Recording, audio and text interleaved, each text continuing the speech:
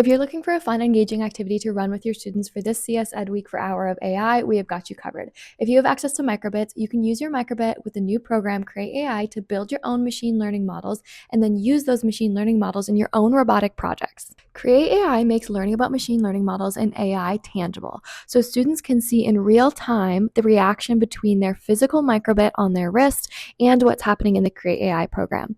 Create AI uses the XYZ accelerometer values of the microbit to understand what the physical microbit is doing in real life. From there, we can go ahead and record our own actions and then train a machine learning model on those actions.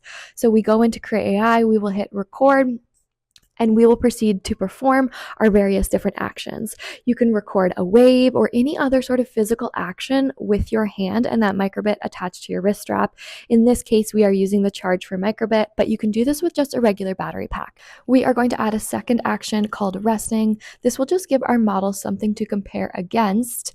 So we will just have our arm resting this whole time. Once those actions are all trained, we can go ahead and train our model on this movement.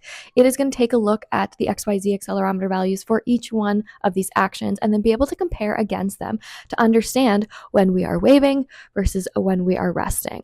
Once you have that model built and trained and it's accurate, you can then jump over to Make Code, where you can use this model in any sort of robotic project. You can incorporate a second microbit to use a radio signal, so when I'm waving, this microbit radio signals to a different microbit on my robotic project and does some sort of other action with other various robotic parts.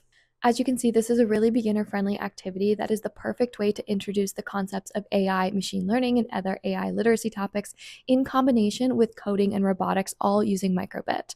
All you need is a microbit to get started. We have listed all of the resources available for running this activity in the classroom on our recent blog post on our website. It includes teacher guides, student workbooks, student slides, and even step-by-step video tutorials so you can get started.